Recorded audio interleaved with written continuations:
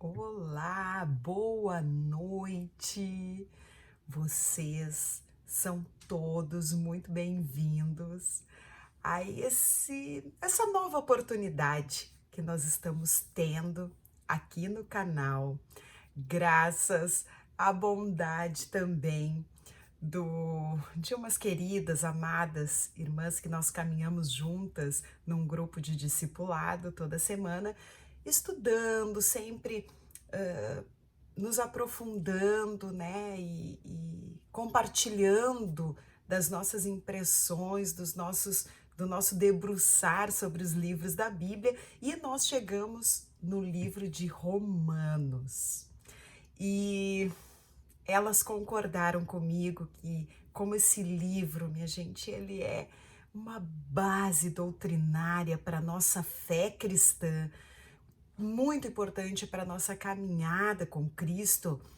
Nós quisemos fazer assim, né? Deixar aqui os nossos estudos gravados, vamos fazer uma playlist para que possa assim contribuir de alguma forma, edificando a vida dos irmãos, das irmãs, das pessoas queridas que tomarem conhecimento, chegarem a esse vídeo, a esse estudo. E a nossa oração é essa, que juntos aqui, nós sempre falamos isso, como eu gosto de frisar, porque é a verdade.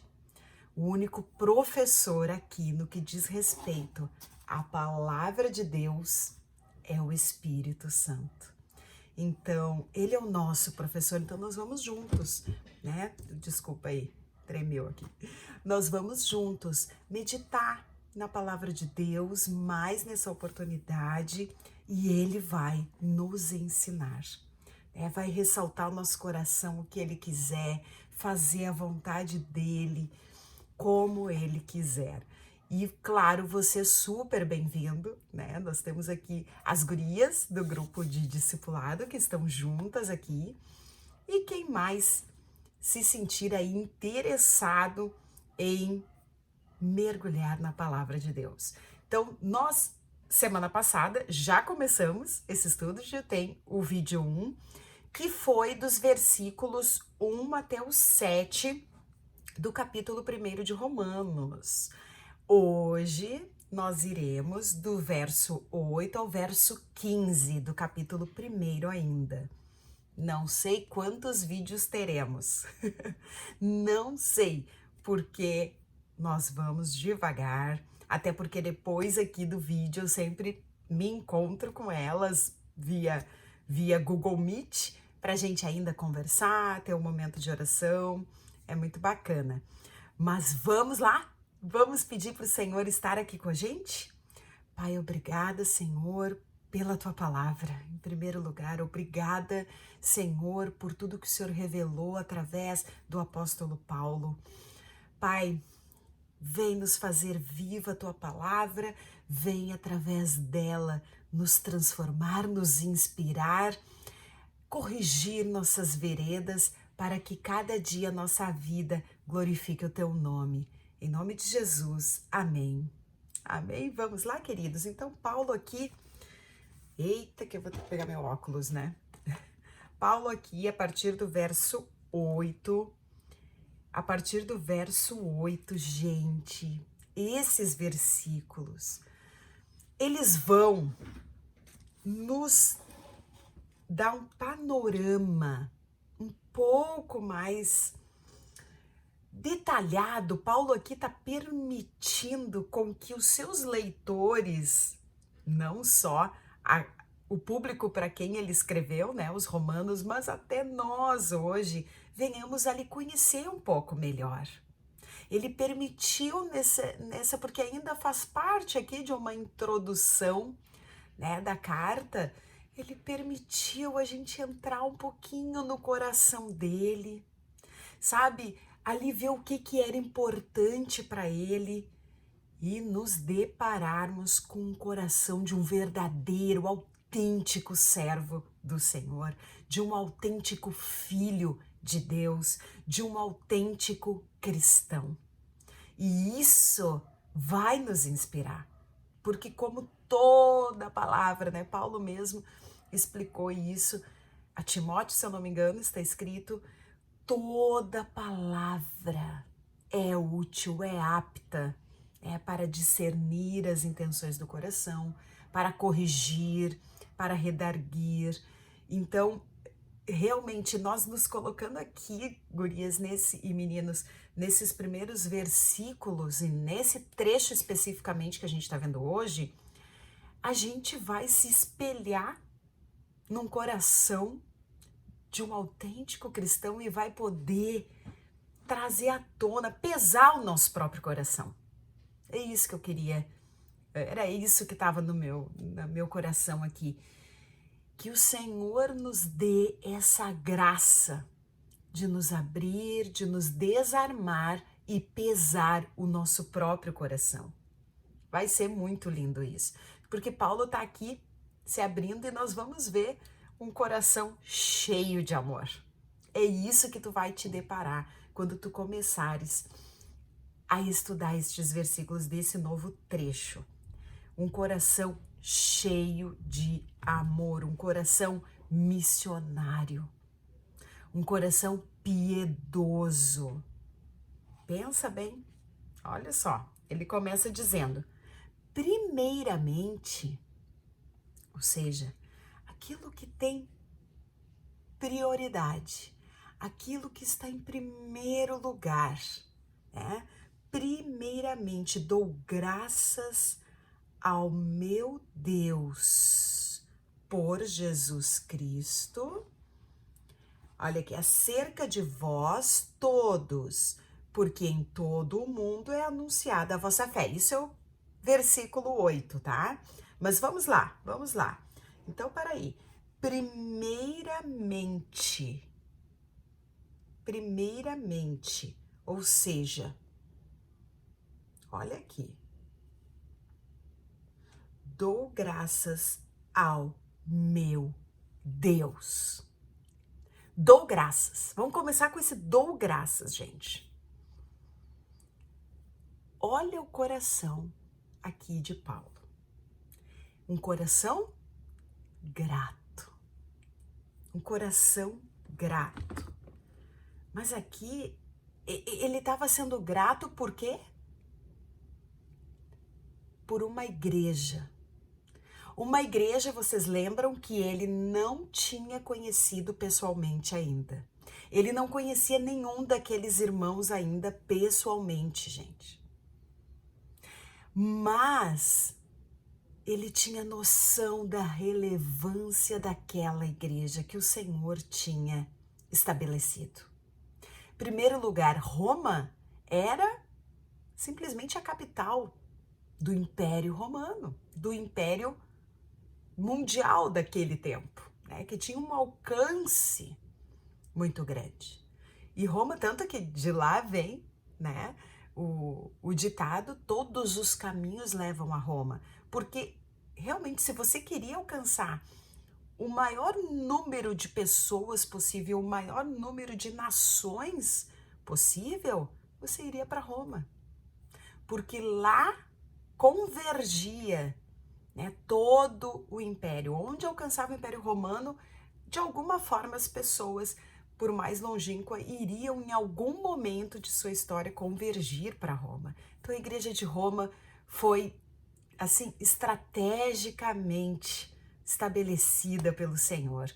E Paulo ainda não tinha conhecido ela. Paulo ainda não tinha ido até lá, mas ele já era grato.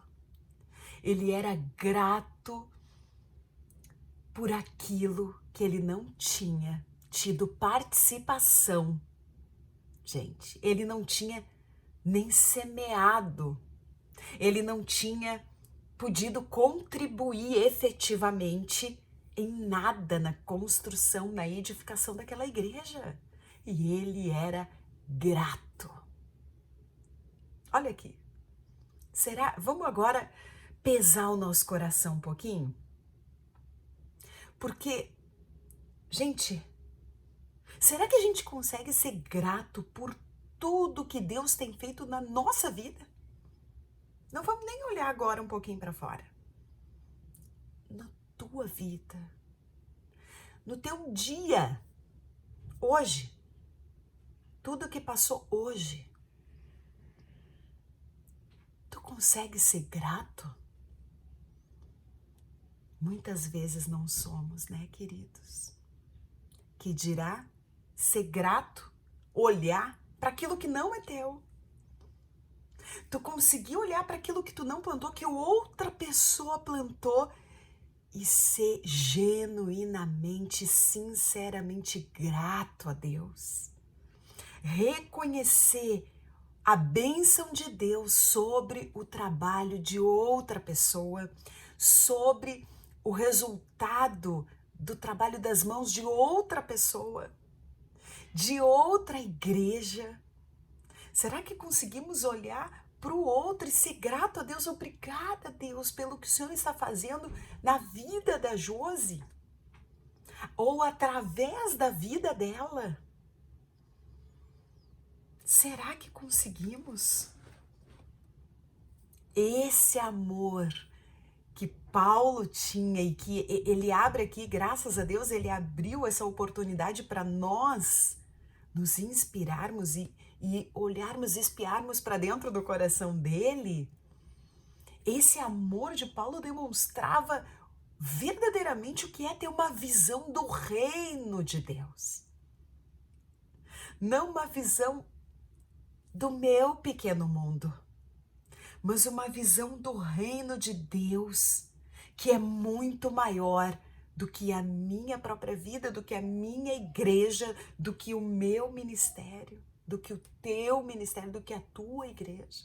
Ele é muito maior e nós fomos chamados, mesmo pertencendo a uma denominação, a um corpo, né, local, nós fomos chamados para esse reino. Então, nada nos impede, sim, de, como Paulo, ser grato ao que Deus está fazendo através de tantas igrejas, de tantos ministérios, de tantas vidas, e olhar com verdadeira gratidão, porque sabemos que o reino de Deus está crescendo. Glória a Deus por isso, glória a Deus. Então é isso, né? Paulo aqui consegue nos dizer, ei, gente, nosso coração cristão, no nosso coração, o interesse primordial de brilho, de destaque, não é o meu próprio brilho, não é o meu interesse, é do reino de Deus.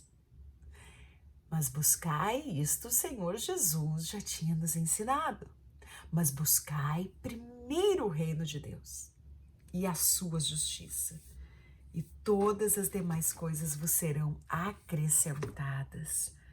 Glória a Deus, que coisa boa quando a nossa alegria estiver no crescimento do Evangelho, no alcance do Evangelho, muito mais do que no nosso próprio sucesso.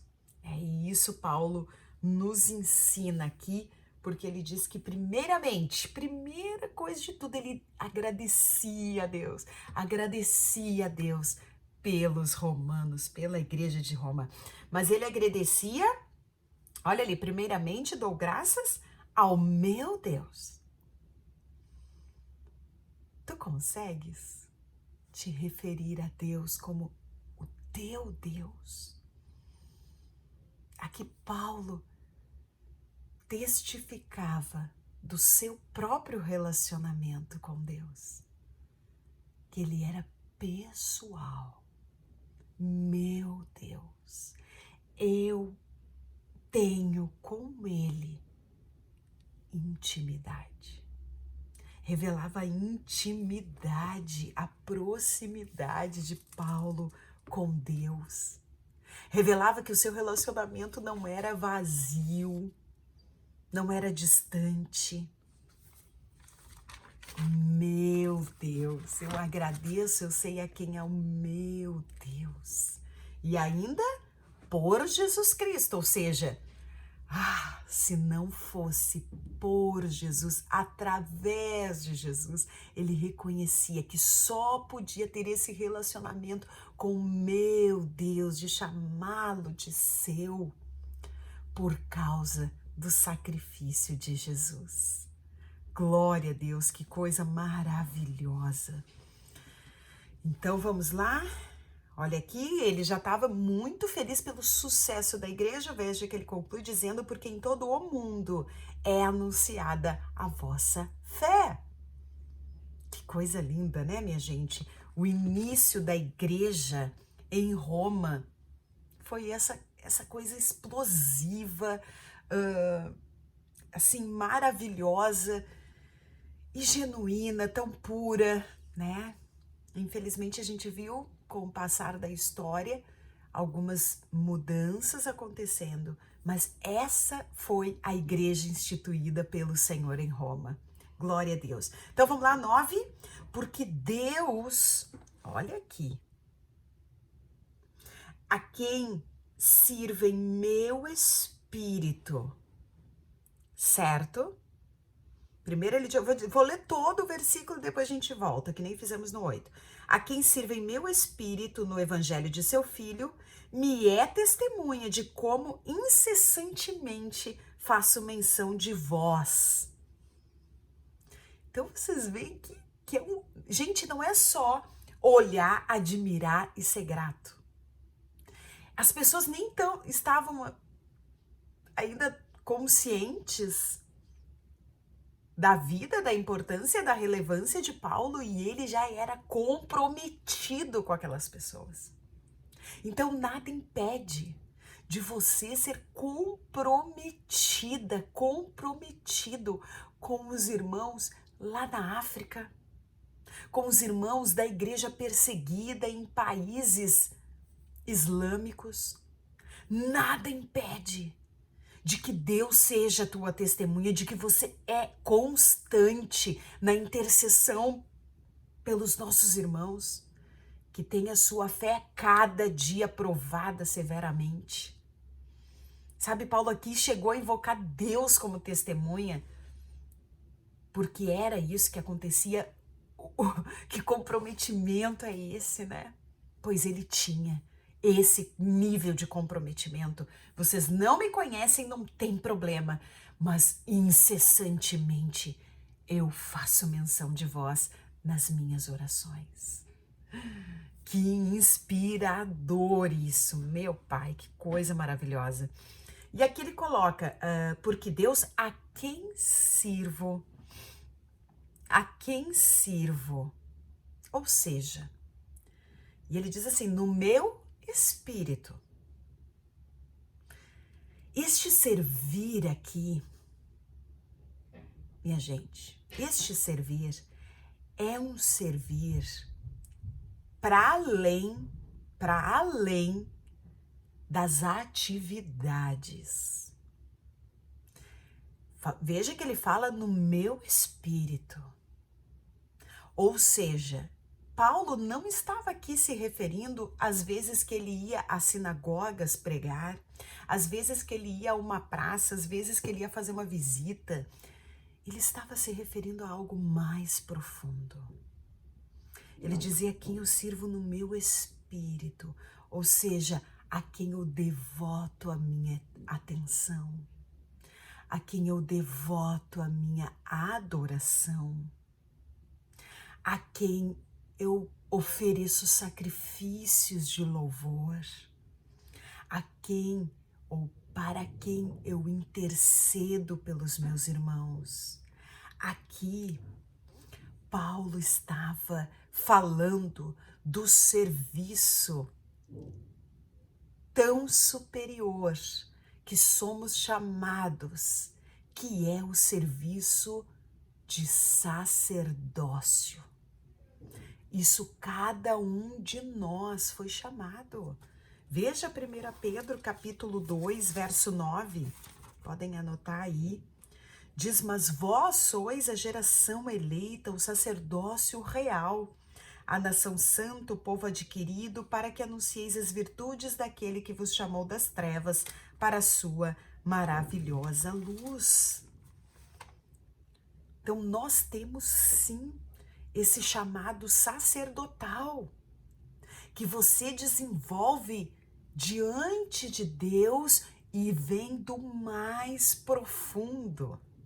O teu servir a Deus e mesmo aquilo que depois vai se exteriorizar através de atos, através de boas obras, ele inicia no mais profundo do teu ser, no teu espírito. E Paulo estava dizendo isso aqui. A maneira que ele servia a Deus era no seu espírito, sabe? Eu começo servindo a Deus, ou o meu principal, digamos assim, o meu principal serviço a Deus é aquele que ninguém precisa ver. É a realidade de viver com Deus cada segundo da nossa vida, reconhecendo Ele como nosso Senhor verdadeiramente, reconhecendo Ele na tomada das nossas decisões, das mais simples às mais complexas. Isso nos identifica como cristãos. Porque Cristo é o nosso perfeito sacerdote, mas Ele nos colocou, veja que Pedro nos esclarece isso, nos colocou nesta linhagem sacerdotal. E por isso sim, é esperado de ti também esse serviço diante de Deus, no teu espírito. Como que tá, hein? Como que tá o teu servir a Deus no teu espírito? Glória a Deus, glória a Deus. Tudo isso sempre através e por causa de Jesus é possível. Glória a Deus. Verso 10. Pedindo sempre em minhas orações que em algum tempo, pela vontade de Deus, se me ofereça boa ocasião de ir ter convosco. O desejo de Paulo era estar com os irmãos em Roma. Era estar com os irmãos. Que coisa linda, né, minha gente? Porque olha aqui, ó. Deixa eu dizer para ti. A genuína vontade de um coração curado por Deus, de um coração firmado no amor de Deus, na verdade do amor de Deus, é a comunhão. É estar junto com os seus irmãos, é compartilhar a vida com os seus irmãos. Sabe? E Paulo tinha isso, e não só tinha isso, como levava isso em oração. Deus, eu quero estar junto deles. Essa oportunidade eu quero, meu Deus, que o Senhor me conceda. E aqui eu quero te fazer uma pergunta. O que vocês acham? Era o amor de Paulo por aqueles irmãos que fazia ele orar pedindo isso? Ou era a oração dele insistentemente, permanentemente sobre aqueles irmãos que gerava esse amor? O que tu me diz? O que veio primeiro aí? O amor de Paulo e por isso ele queria e orava para ir lá? Ou por sempre orar por eles, esse amor, esse desejo foi gerado? Interessante, né? Por que será que Jesus, em Mateus 5,44, eu sei que vocês gostam de ir anotando, né? Principalmente as meninas do discipulado. Tem, assim, umas, meu Deus, maravilhosas aí, que anotam tudo, ó, lindas. 5,44 diz: amai a vossos inimigos, tá? Bendizei os que vos maldizem, fazei bem aos que vos odeiam e orai pelos que vos maltratam e vos perseguem. Por que Jesus nos orientou a orar até mesmo por pessoas que é difícil para nós nos relacionarmos ou estarmos perto? Justamente por isso.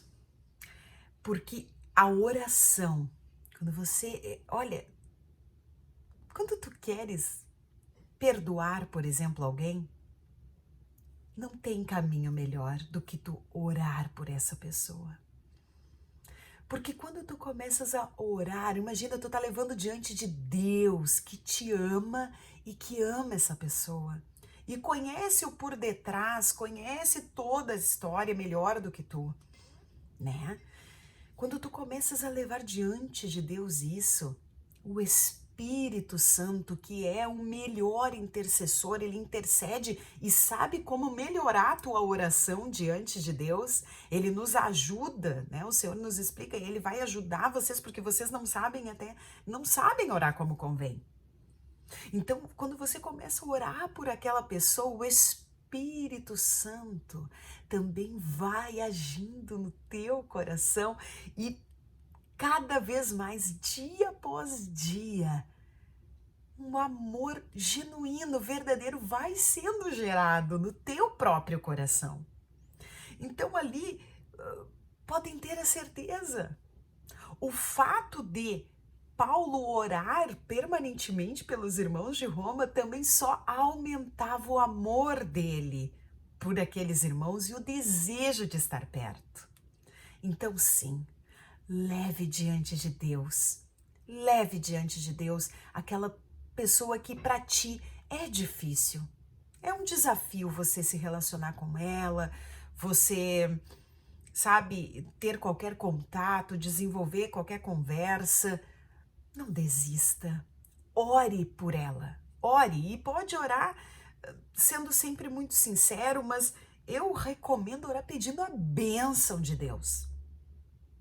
Sabe, Senhor, abençoa, abençoa, abençoa. Porque Deus sabe o tipo de bênção a ser derramada. E às vezes é a bênção de cair em si, de começar a te olhar com outros olhos, sabe? De trazer a maturidade necessária. Mas peça a bênção de Deus. Peça a bênção de Deus sobre aquela pessoa difícil. Você vai ser surpreendido, eu tenho certeza disso. Glória a Deus, glória a Deus. O verso 10 ainda diz assim, ó. Pela vontade de Deus. Ele queria estar com eles, mas pela vontade de Deus. Tinha que ser um tempo do Senhor. Paulo aprendeu que os acontecimentos se desenvolvem melhor quando Deus está no controle, quando Ele faz fluir, quando Ele toma conta da hora de chegar, da hora de sair, da hora de parar, da hora de prosseguir. Então ele queria que pela vontade de Deus, que Deus tomasse conta daquele assunto. Porque quando Deus toma conta, queridas e queridos, o que acontece? Todo passo a passo do evento, digamos assim, ele vai alcançar o propósito mais acertadamente. Vai ser mais certeiro em cada propósito que Deus quer atingir. Então, amém, que seja feita a vontade de Deus, né? Aqui não há espaço, desculpa se você discorda de mim, né? Mas eu não vejo espaço num relacionamento com Deus para declarações, para decretos, sabe? A não ser que os decretos venham do Senhor. Eu não vejo espaço. Eu vejo que quanto mais você conhece o Senhor, e Paulo conhecia muito bem ao Senhor, e ele não queria, gente, ele não estava decretando, eu declaro que mês que vem estarei convosco, irmãos. Não. Ele disse, pela vontade de Deus, me seja dada a oportunidade. Porque quanto mais você conhece o Senhor, mais tu percebe que tu não sabe nada. Tu não consegues discernir o que é melhor para ti. Né, humanamente. Então tu prefere que isso esteja aos cuidados de Deus. Quanto mais tu conheces o Senhor, mais humildade há no teu coração. Mais tu quer te tornar sujeita e sujeito a Ele. Mais consciência temos da nossa pequenez. E Paulo era esse homem, um homem grande diante de Deus, mas queria a vontade do Senhor. E a gente sabe, porque em Atos capítulo 23, verso 11, o Senhor Jesus fala com ele, quando ele estava lá em Jerusalém. Fala, Paulo, fica tranquilo, fica firme, tem bom ânimo, porque ainda importa que tu vá a Roma. Lembra que tu sempre me pedia para ir lá conhecer os irmãos, estar com eles? Tu vai lá. Só que era muito diferente da maneira que Paulo havia talvez pensado ou planejado.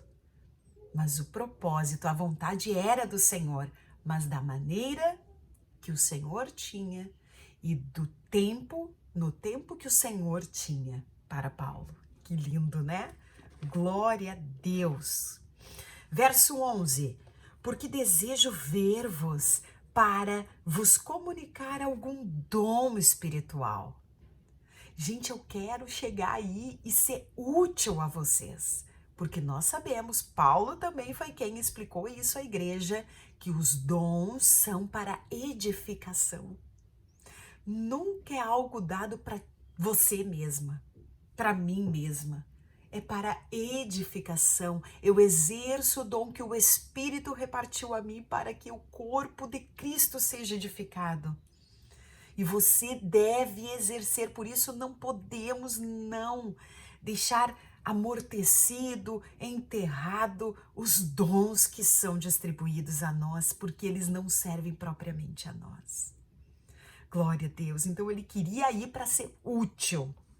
E mais, olha aqui, né? A fim de que sejais confortados, ou este confortado também é assim fortalecido, confirmado. Eu quero só que vocês cresçam. Não quero chegar aí para derrubar ninguém. Quero, ao contrário, que vocês se fortaleçam cada vez mais. Que lindo, né, esse desejo. Olha aqui, ó. E o 12, isto é, para que juntamente convosco eu também seja consolado.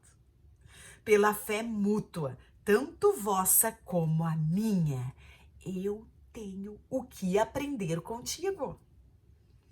Olha a consciência de Paulo, gente. Sabe, pesa o teu coração aí. Por favor, pesa. Ninguém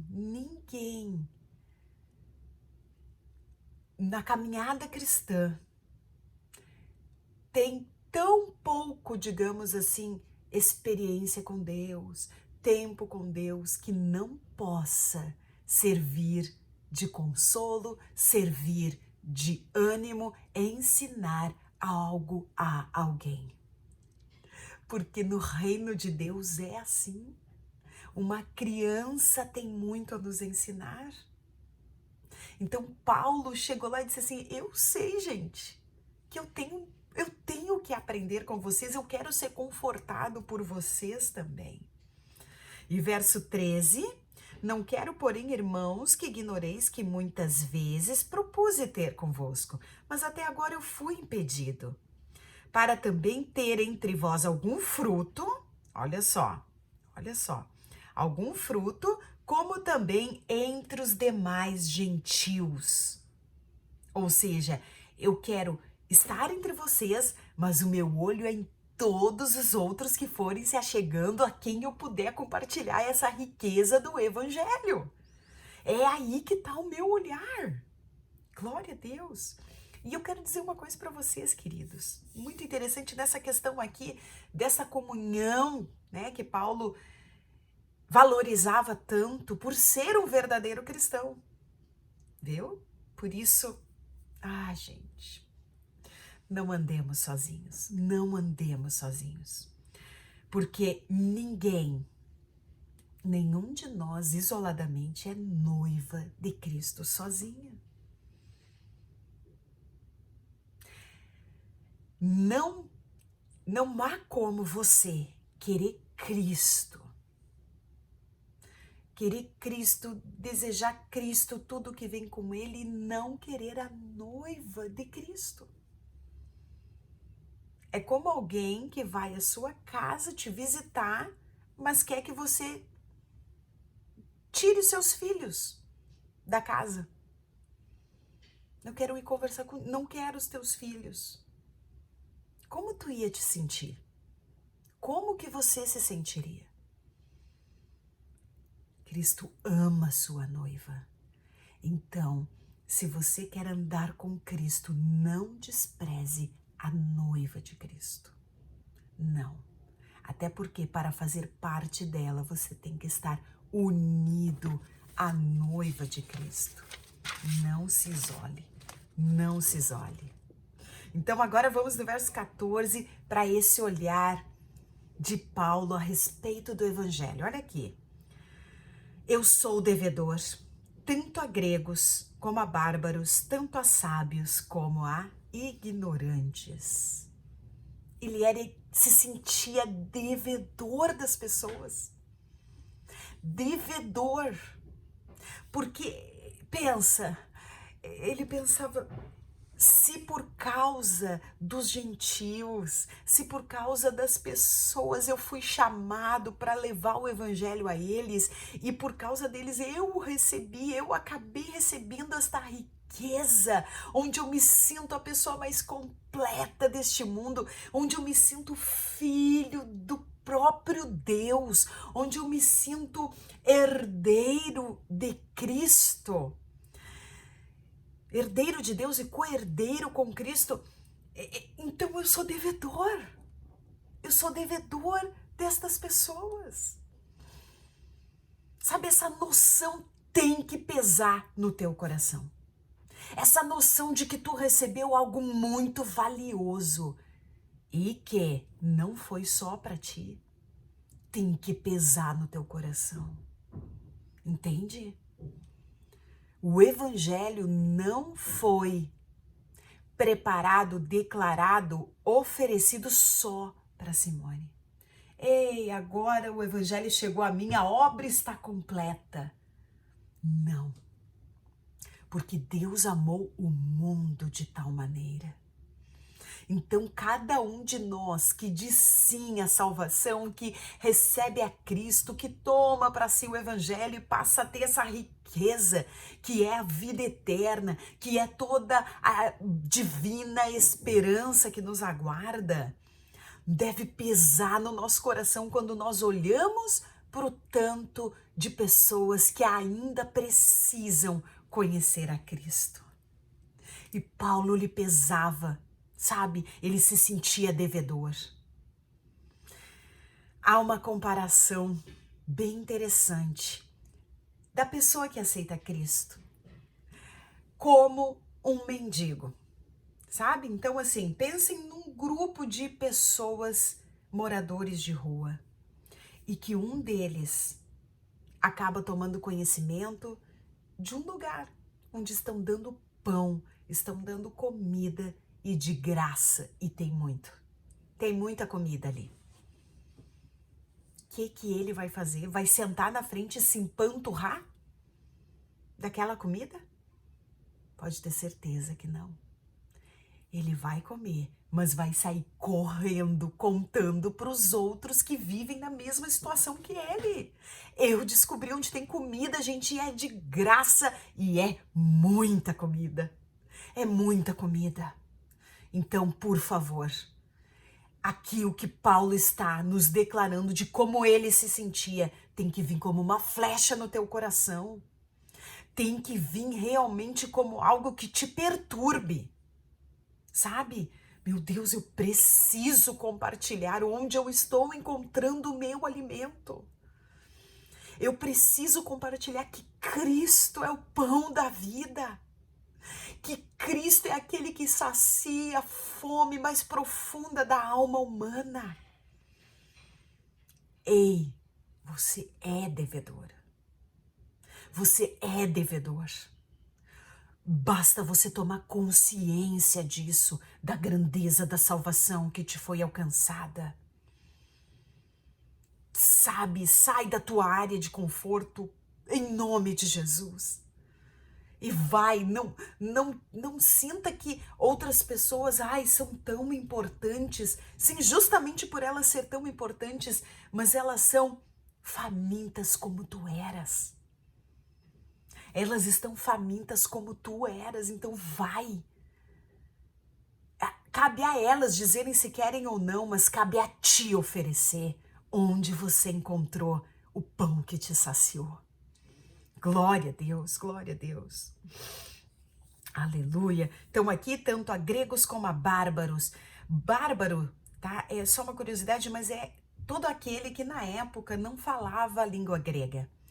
O grego, nessa época aqui, gente, ele era, assim, a língua de quem tinha cultura.